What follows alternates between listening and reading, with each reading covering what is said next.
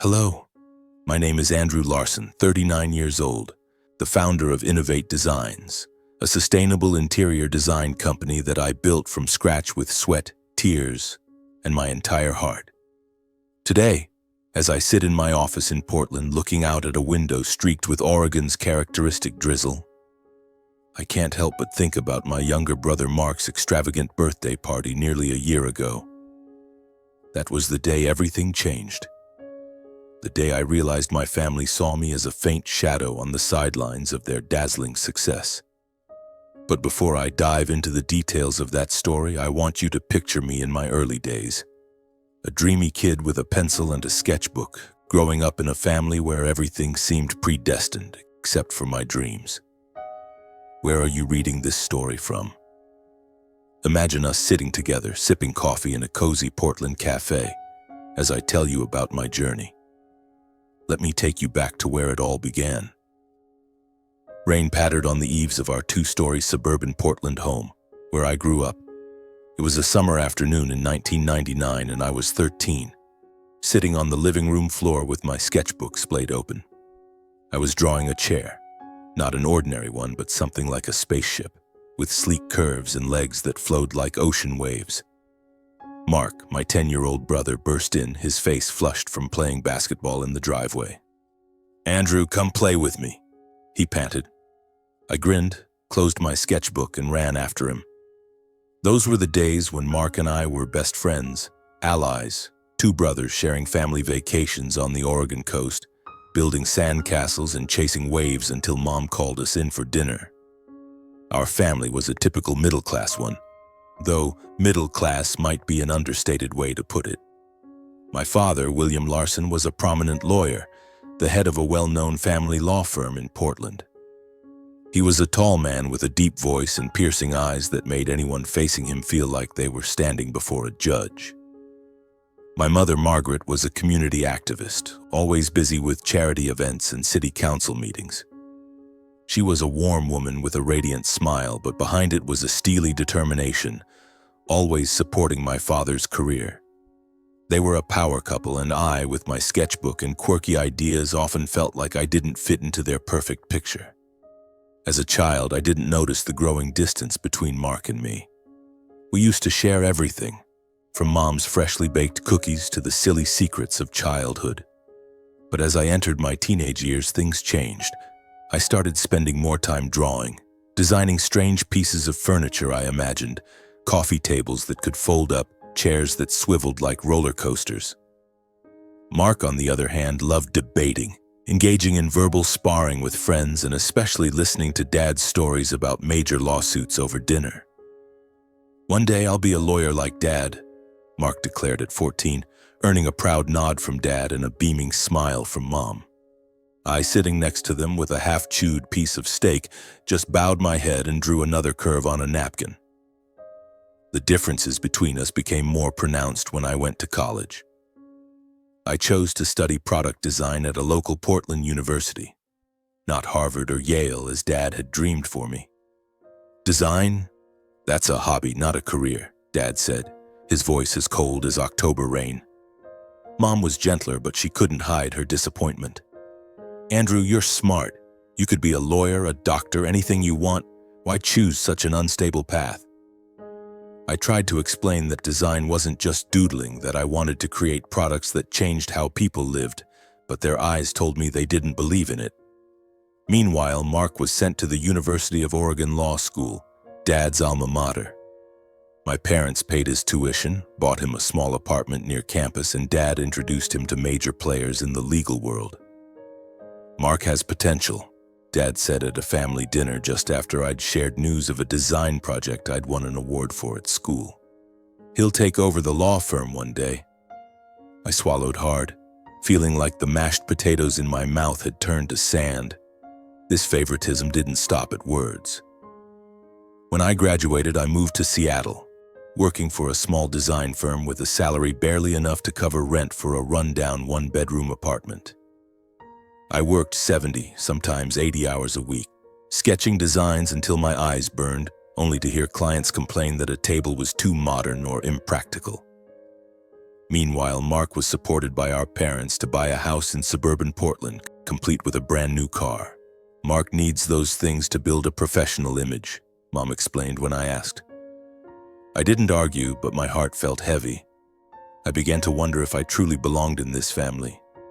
At 30, I decided to do something my parents called crazy.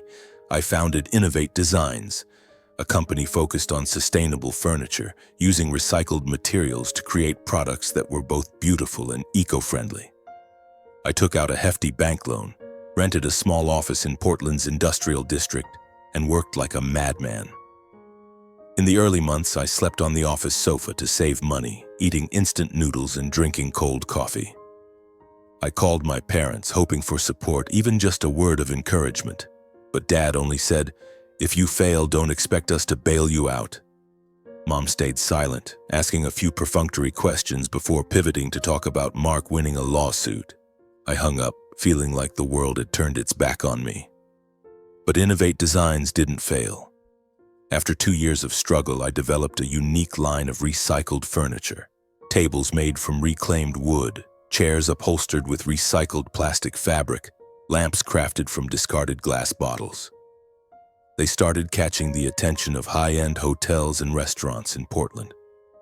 One day, I got a call from a major hotel chain wanting to order 50 sets of tables and chairs for their new branch. I nearly shouted in the office, startling my employees. It was the moment I knew I'd done something big. I called Mom, excitedly telling her about the contract. "That's nice, Andrew," she said flatly. "But did you hear Mark just got promoted at Dad's firm?" I hung up, the smile fading from my face.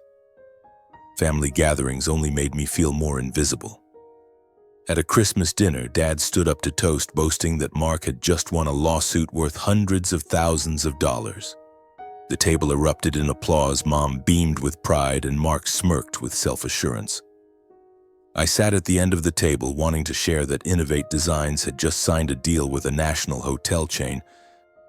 But when I opened my mouth, Dad had already moved on to ask Mark about plans to expand the law firm.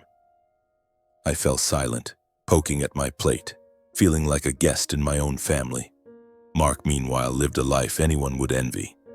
He drove a Porsche, lived in a luxurious house in the West Hills, and was introduced by our parents as the heir to the Larson family.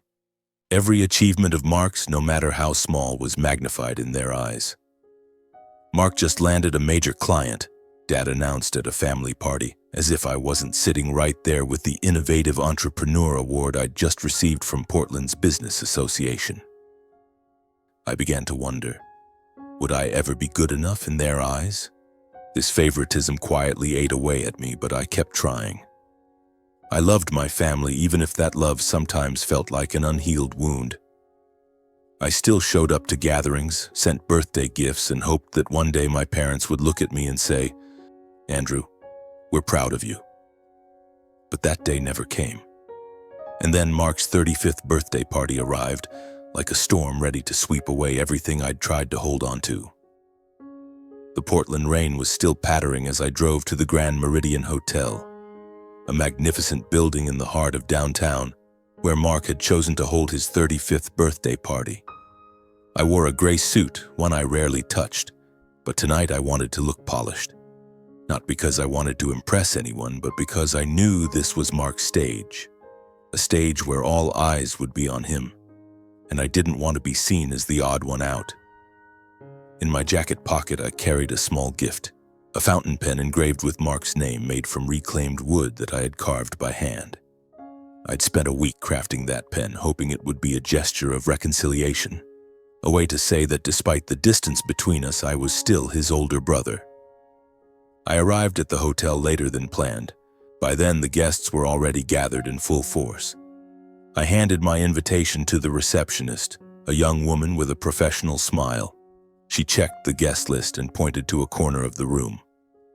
"Your table's over there, Mr. Larson," she said softly without meeting my eyes. I nodded, weaving through the crowd, trying to ignore the curious glances from strangers. Inside the hotel's grand hall, crystal chandeliers sparkled like stars, their light reflecting off the marble floor. Soft jazz floated from a live band, and the scent of white roses mingled with the aroma of expensive wine. About 200 guests filled the room, a sea of people in elegant gowns and tailored suits. I recognized a few faces, lawyers from Dad's firm, prominent Portland business people, and even a reporter from the Oregonian. This wasn't just a birthday party, it was a power event, a showcase of Mark's status doubling as a celebration of his latest triumph. A major lawsuit that brought in nearly $2 million in legal fees. That lawsuit of Mark's was a big deal in Portland, splashed across local media. It dominated newspapers and social media, from in-depth analyses in the Portland Business Journal to viral posts on YouTube. I'd read about the case. Mark represented Westview Holdings, a real estate conglomerate backed by Portland's elite, in a lawsuit against a coalition of environmental activists and low-income workers. The coalition, representing residents near the Willamette River, opposed Westview's luxury resort project, arguing it would destroy a protected forest and displace dozens of working-class families to make way for million-dollar villas. The outcome: Westview's project got the green light. The families were forced to leave, and Mark's law firm pocketed nearly $2 million in fees. Back to the birthday party. When I found my assigned table, my heart nearly stopped. My table was at the edge of the banquet hall, right next to a narrow hallway used by servers to access the kitchen. A large trash bin stood a few steps away, the faint smell of leftover food lingering in the air. The people at my table, a group of strangers, likely friends of Mark's friends, sipped their wine in silence, barely acknowledging each other. I glanced toward the main stage where my parents, Mark, and the VIP guests were laughing and chatting animatedly. The tables near the stage were adorned with white silk tablecloths and elaborate floral arrangements, while my table had a plain paper cloth and a small vase with wilting flowers. I sat down, trying to suppress the unease rising in my chest. It's probably just a mistake, I told myself, but deep down, I knew it wasn't. I'd seen the look in Mark's eyes when he invited me to the party, a fleeting smirk as if he was doing me a favor. I went back to the receptionist to confirm. "Is there a mix-up with the seating? I'm at table 22 near the trash bin." The response came almost immediately. "No mistake, Mr. Andrew. Mr. Mark arranged that seat for you. He said he wanted you there." I tried to stay calm, but it felt like someone had punched me in the chest. Mark, my little brother who once built sandcastles with me on the Oregon coast, had deliberately pushed me to the sidelines, not just in our family, but even on his special day. The party officially began. I tried to focus on the appetizer, a small salad with a few lettuce leaves and a slice of tomato. But the food tasted bitter and was hard to swallow. I looked toward the center of the hall where Mark stood holding a glass of wine, laughing with a group of lawyers. He looked like a star, a tailored black suit, neatly styled hair, and the confident smile I'd seen in law magazine photos. Dad stood beside him, patting his shoulder, while Mom kept introducing him to important guests. I wondered if they even noticed I was here, or if I was just a name on a guest list they felt obligated to invite. As the party moved to the speeches, Dad took the stage, holding the microphone with the ease of someone used to addressing crowds. "Today is a special day," he began, his deep voice resonating through the room. "We're not only celebrating Mark's 35th birthday, but also his greatest career achievement, a multi-million-dollar lawsuit, a victory any lawyer would dream of." The room erupted in applause, with a few people even whistling. Mark bowed his head, feigning humility, but I knew he was soaking up every second. Dad went on, recounting Mark's journey from his law school days to becoming the heir to the family law firm. Not once did he mention me, Innovate Designs, or the Innovative Entrepreneur Award I'd received just months earlier. I clenched my fists under the table, feeling like I was being erased from the family story. Then it was Mark's turn to speak. He stepped onto the stage, his smile radiant, and began thanking our parents, friends, and colleagues. I waited, hoping for even a single mention of me. Something like, "My brother Andrew is here and I'm proud of what he does." But nothing. Mark talked about the lawsuit, the late nights preparing case files, and how he was redefining the legal industry in Portland. When he finished, the room stood to applaud while I sat there feeling like a ghost. I didn't intend to make a scene, really. I just wanted to leave, go home, and forget this night ever happened. But as I stood to grab my coat, a man at my table, a stranger with a silver beard and curious eyes, asked, "You're Andrew Larson, aren't you? The one making those recycled furniture pieces?" I nodded, slightly surprised.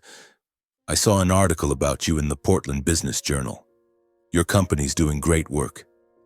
His words were like a small spark in the darkness, but they also ignited a fire inside me. If a stranger could recognize my worth, why couldn't my own family? I walked toward Mark, who was now standing near the bar, chatting with a group of guests. My heart pounded, but I couldn't stop myself. "Mark," I called loud enough for those around us to turn and look. He spun around, his smile faltering when he saw me. I was seated at a table by the trash bin. "Was that your idea?" I asked bluntly, cutting to the chase. The crowd around us fell silent, a few people pausing their conversations to eavesdrop. Mark smirked, that familiar smirk I knew all too well, half arrogant, half mocking. "You should be grateful you were even invited," he said coolly. "Not everyone gets a seat at events like this, especially someone who just makes recycled wood trinkets." A few people nearby chuckled, as if I were a punchline. Mark didn't stop. "How much does your company make? A few tens of thousands? My deal was worth 10 times Innovate Design's revenue. You should learn to know your place." His words cut like a knife. I stood there, feeling the entire room's eyes on me, waiting to see if I'd crumble or run. But then something inside me snapped. Not anger, but clarity. I'd spent my whole life trying to be recognized, to prove I was worthy.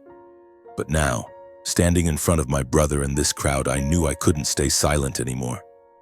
I didn't need to yell or make a spectacle. I just needed to speak the truth. I looked Mark straight in the eyes, my voice calm but sharp as a blade. "My place? My place is the guy who built a company from nothing, without mom and dad's help, without a gifted house or car.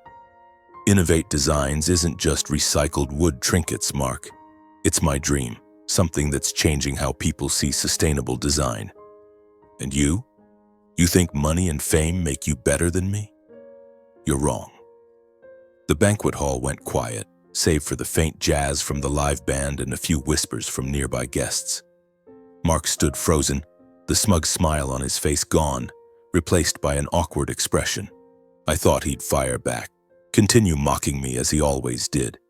But before he could speak, I heard Dad's voice, deep and commanding, from behind me. "Andrew, that's enough." Dad strode forward, his black suit immaculate, his eyes cold as if he were in a courtroom.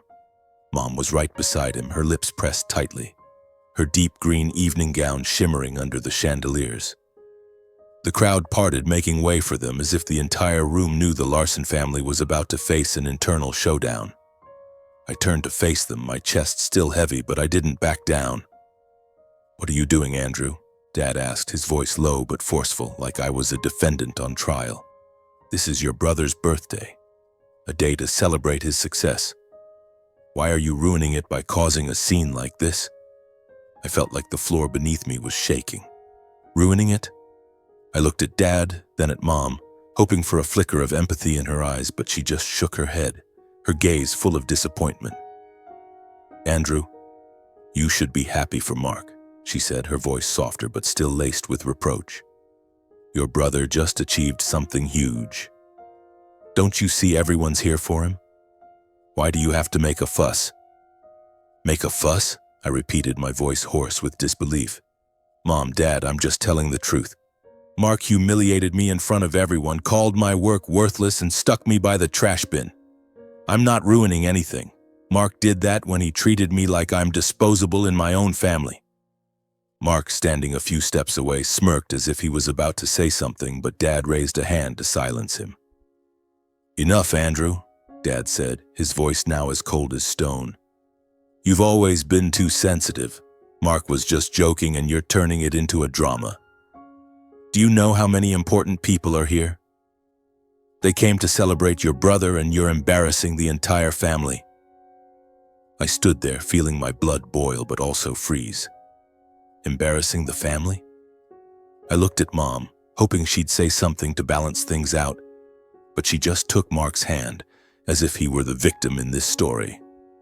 "Andrew, go back to your table and behave properly," she said, her voice almost pleading. "Don't make things worse." I wanted to scream, to ask why Mark was always defended, why my efforts, the years of working to exhaustion, the nights sleeping on the office sofa, the contracts I secured with my own sweat, weren't worth a single word of recognition. But I said nothing. Not because I was afraid, but because I realized that, in their eyes, I'd always be the lesser brother, the one who didn't choose law like Dad, who didn't bring in millions like Mark. I took a deep breath, turned and walked out of the Grand Meridian Hotel. The curious stares and whispered gossip followed me. But I didn't care anymore. I just wanted to get out of there as fast as possible. When I returned to my small apartment, the lingering smell of cold coffee and sketch paper still hung in the air. I sank onto the sofa, still in my rain-soaked, crumpled suit, and opened my laptop. Mark's words replayed in my head like a broken record. Not everyone gets a seat at events like this, especially someone who just makes recycled wood trinkets. I wasn't angry at Mark for thinking I wasn't good enough.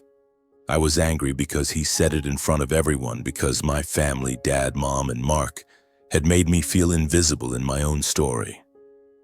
I opened LinkedIn, where I often shared updates about Innovate Designs and connected with the local entrepreneurial community. My fingers hovered over the keyboard and I began to write. "To my fellow Portland entrepreneurs," I started, my tone not angry but calm, like I was speaking to a friend. "Tonight I attended my brother Mark Larson's birthday party, a celebrated lawyer fresh off his victory in the Westview Holdings lawsuit. I went hoping to bridge the gap between us, but instead I was seated, literally, next to a trash bin and mocked in front of hundreds for my work. Innovate Designs, the company I built from nothing, isn't just recycled wood trinkets, as my brother called it. It stands for sustainability, for creating value without trampling on others. I've spent my life trying to prove my worth, but tonight I realized respect doesn't come from pleasing family. It comes from living true to what you believe." I'm not writing this to criticize, but to ask, how can we build a community of entrepreneurs who respect each other when even family can dismiss each other's success? I hit post, unsure of what would happen. I just knew I needed to speak out, to let someone, anyone, know I wasn't invisible. I closed the laptop, took a shower, and tried to sleep, but sleep wouldn't come. Images of the party replayed in my mind. Mark's smug look, Mom's polite smile, and the chandeliers gleaming as if mocking me. The next morning I woke to dozens of LinkedIn notifications. My post had gone viral with over 500 likes and nearly 200 comments in just a few hours. I scrolled through, my heart pounding. A local entrepreneur, the owner of an organic food company, wrote, "Andrew, I was at the party last night and saw how Mark treated you. It was disappointing. Innovate Designs is an inspiration and you deserve respect." Another designer commented, "I've worked with Mark before. He only cares about money, not people. Thank you for speaking out." Reading these, I felt a warmth spread through me. For the first time in years, I felt seen. But the biggest surprise came when the comments started digging into Mark's lawsuit. One user, identifying as a member of the environmental activist coalition in the Westview Holdings case, wrote, "Mark Larson isn't the hero the media makes him out to be. He represented Westview, who were ready to destroy the Willamette Forest and displace working-class families for a luxury resort, all for a $2 million legal fee." The comment quickly gained dozens of likes, with others sharing details I hadn't known. Another user, claiming to be a former employee of our family's law firm, revealed, "Mark once refused to defend a factory worker because it wasn't profitable enough. He only works for the wealthy." I read in disbelief. Mark, the little brother who once shared cookies with me, was now described as a profit-driven opportunist, willing to sacrifice values to serve the elite. Within 24 hours, my post had garnered nearly 10,000 views and over 1,000 shares. One account wrote, Mark Larson thinks he's a star for defending Westview Holdings, but at what cost? Working families lost their homes, the Willamette Forest was ravaged. Meanwhile, his brother Andrew Larson built Innovate Designs to protect the environment. Who's the one worth celebrating? I read those words, stunned and slightly guilty. I hadn't meant to make Mark the target of criticism, but the truth I'd shared had sparked a firestorm. That firestorm grew when Susan Carter, owner of the Pacific Eats restaurant chain and one of Mark's major clients, spoke out. Susan was a prominent figure in Portland, known for supporting sustainable businesses. I'd met her at a conference when Innovate Designs furnished one of her restaurants. At the party, I remembered seeing her at a VIP table just meters from Mark. The next afternoon, she posted on LinkedIn, "I signed a $500,000 legal contract with Mark Larson because of his reputation, but after witnessing how he treated his brother Andrew Larson last night, and after reading about the Westview Holdings case, I'm canceling that contract. Pacific Eats doesn't work with people who lack integrity." Her post was shared hundreds of times. The entrepreneurial community began calling Mark the lawyer for the elite, with some even labeling him a cold-blooded opportunist with no conscience. The fallout came fast. Several of Mark's other clients, including a major Portland tech company, publicly announced they were reviewing their contracts with his law firm. The Oregonian, which had once praised Mark, published a new article titled, "Mark Larson's Victory, Glory or Controversy?" The piece delved into the Westview case, interviewing displaced working-class families and environmental activists whose claims were dismissed in court. A single mother who'd lived near the Willamette River said through tears, "Mark Larson didn't even look at us. To him, we were just obstacles to Westview's million-dollar project." Reading those words, I felt a pang of sorrow. I didn't want Mark to fail, but I couldn't deny that he'd chosen his own path, one I'd never want to follow. As Portland's entrepreneurial community buzzed with posts and comments online, my family didn't stay on the sidelines. That evening, as I sat in my apartment trying to focus on a new design for a Seattle hotel, my phone buzzed. Dad's name flashed on the screen. I hesitated, my finger hovering over the answer button. Part of me wanted to ignore it, but I knew avoiding this now would only make things worse. I pressed accept. "Andrew," Dad's voice came through cold and sharp as a blade. "Do you have any idea what you've done? The whole city is talking about your post. The firm's clients are calling, demanding explanations. You've damaged Mark's reputation, the family's reputation, and the law firm I've built for 30 years. I sat up straight, my heart racing. "Dad, I just told the truth," I replied, trying to keep my voice steady despite the tightness in my chest. "Mark humiliated me in front of everyone, and you and Mom defended him. I've spent my life trying to earn your approval, but all I got was a seat by the trash bin. Do you know how that feels?" Dad sighed, a heavy sound through the phone.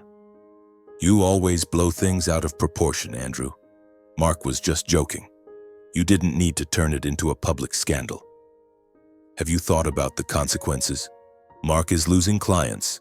Major partners are questioning his competence. Do you want to destroy your brother's career over a little wounded pride?" I bit my lip, holding back the anger rising inside me. Wounded pride?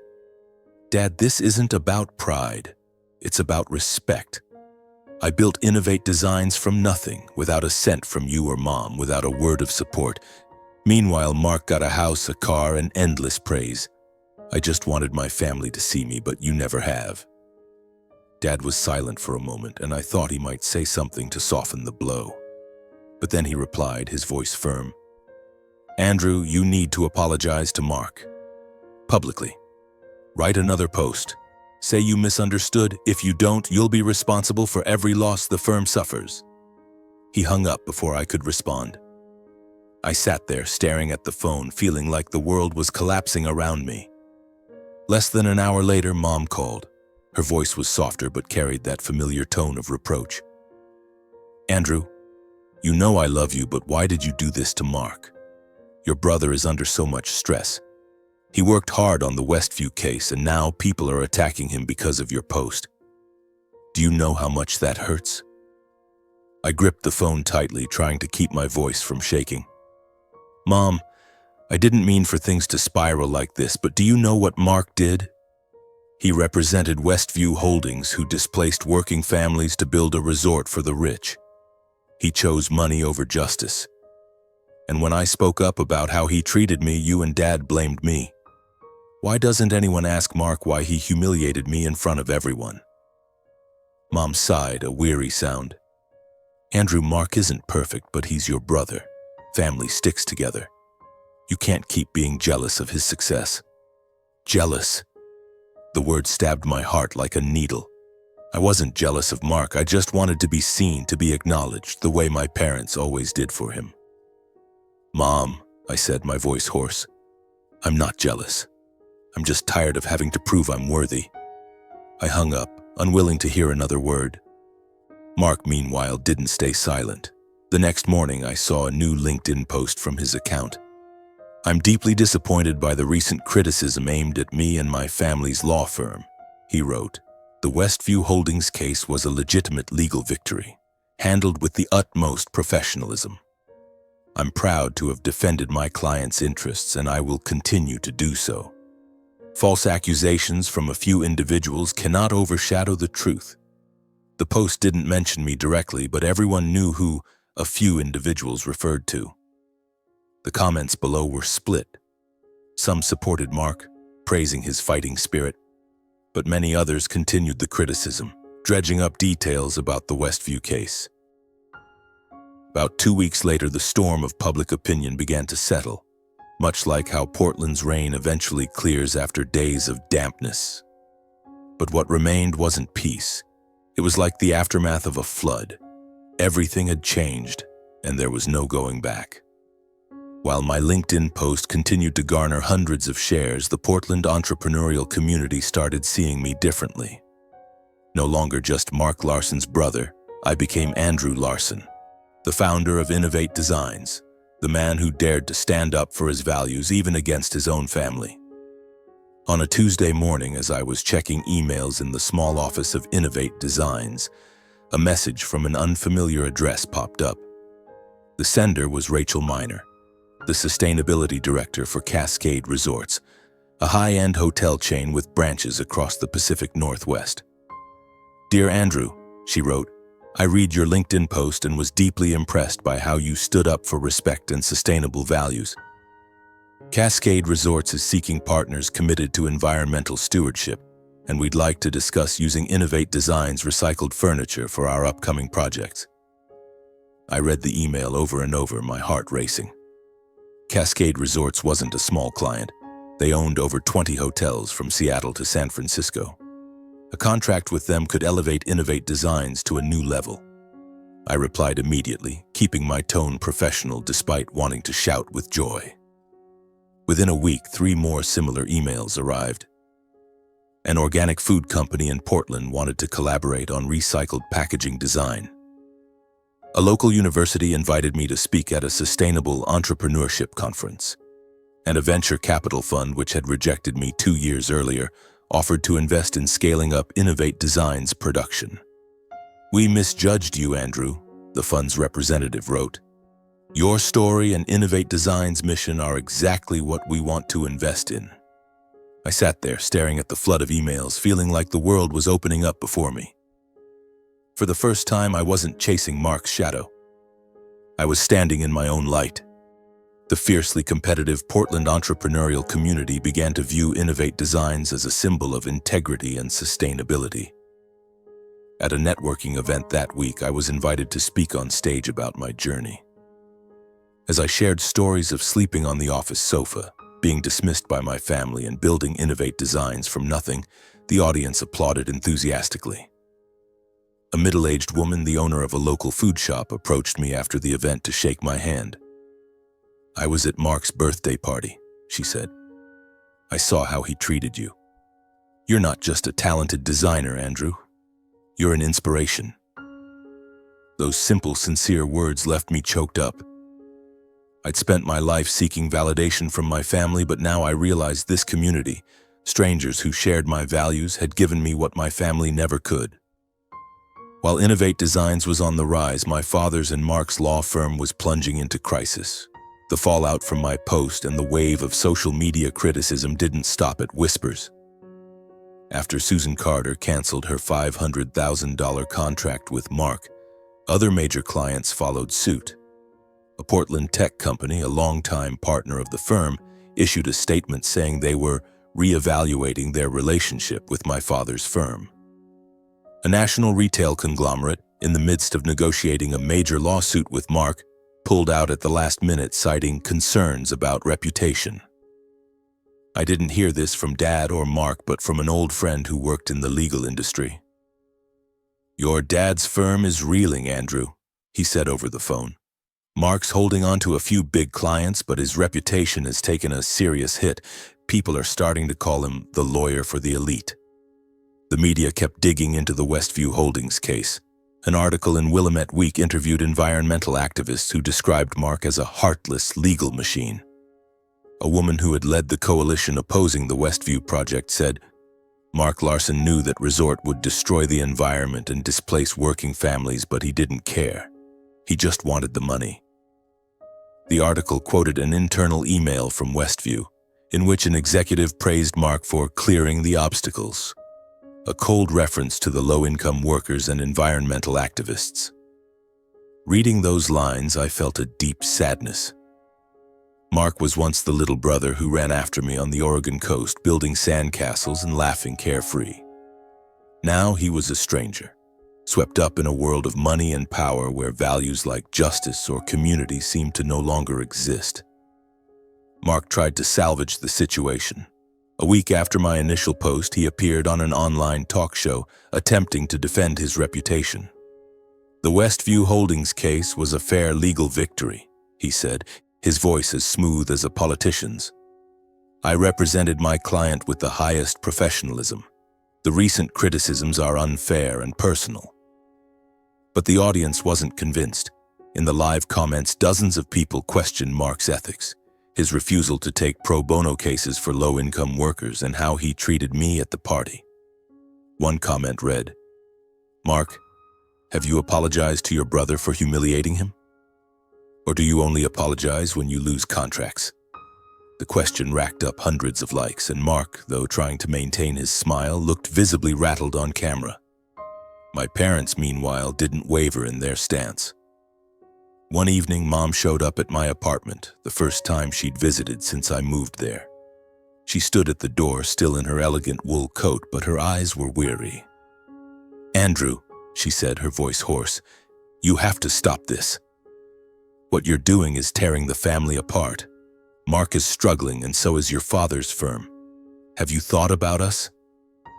I invited her in and poured her a cup of tea, but the air between us was taut like a guitar string. "Mom," I said, "I don't want to destroy anything. I just want to be respected. Mark made his choices, and if those choices have consequences, that's not my fault." Mom shook her head, her hands gripping the teacup tightly. "You don't understand, Andrew. Mark needs us. Your brother is the future of this family." My heart ached as I looked at her. "What about me, Mom? Am I part of this family?" She didn't answer, just stood up, placed the teacup on the table, and left. The door closed, leaving me with a heavy silence. The teacup Mom left on the table was still there, its warmth long gone, much like the relationship between me and my family. I wasn't angry at Mom or Dad or Mark, but I was exhausted from years of trying to be seen, to be acknowledged, to be a part of the perfect picture my family always painted. And today, as I sit here looking out the window at the rain, I've started reflecting on everything that's happened. Not the new contracts, the partnership offers, or the public storm that shook Mark's life, but about what I've learned and what I want to share with anyone who's ever felt invisible. I used to think my worth depended on my family's approval.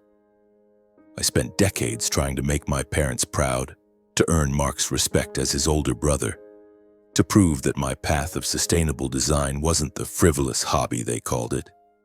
But at Mark's birthday party, when he humiliated me in front of hundreds, when my parents defended him and blamed me for ruining the mood, I realized something. Other people's recognition, whether from family or anyone else, doesn't define who you are. Your worth lies in you, in what you believe, in the dreams you chase, and in how you stand up after being knocked down. When I wrote that LinkedIn post sharing how Mark and my family treated me, I didn't expect the whole city to take notice. I just wanted to speak my truth, to be heard, even if only once. But what I got was more than that. A community of entrepreneurs rallied behind me, strangers who shared my values of integrity and sustainability. They reminded me that family isn't just those bound by blood, but those who walk the same path as you. Susan Carter, with her decision to cancel a $500,000 contract with Mark, didn't just stand up for me. She stood for a principle, that in business and life, respect is non-negotiable. I learned that disrespect doesn't just hurt others, it comes back to harm you. But the biggest lesson I took away wasn't about Mark, my parents, or what happened at the Grand Meridian Hotel. It was about finding strength within myself. When I stood up to Mark, when I typed those words on LinkedIn, I wasn't just defending my honor. I was defending my dream. Innovate Designs isn't just a company.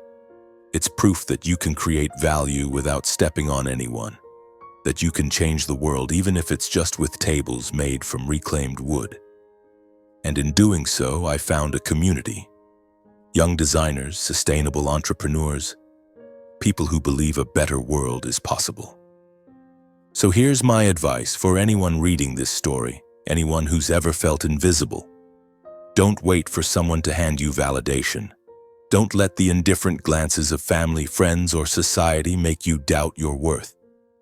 Stand up, even if your voice shakes, even if the world seems against you. Speak your truth, not because you want to win, but because you deserve to be heard. And find your community. Those who will lift you up, not because they have to, but because they believe in what you believe. I don't know if Mark and I will ever mend our relationship. I don't know if my parents will ever look at me and say, "Andrew, we're proud of you." But I don't need those things anymore. I stand here in my small office, surrounded by sketches and dreams, and I know I'm enough. I'm Andrew Larson, the founder of Innovate Designs, the man who learned to love himself even when his family didn't. And if I can do it, so can you.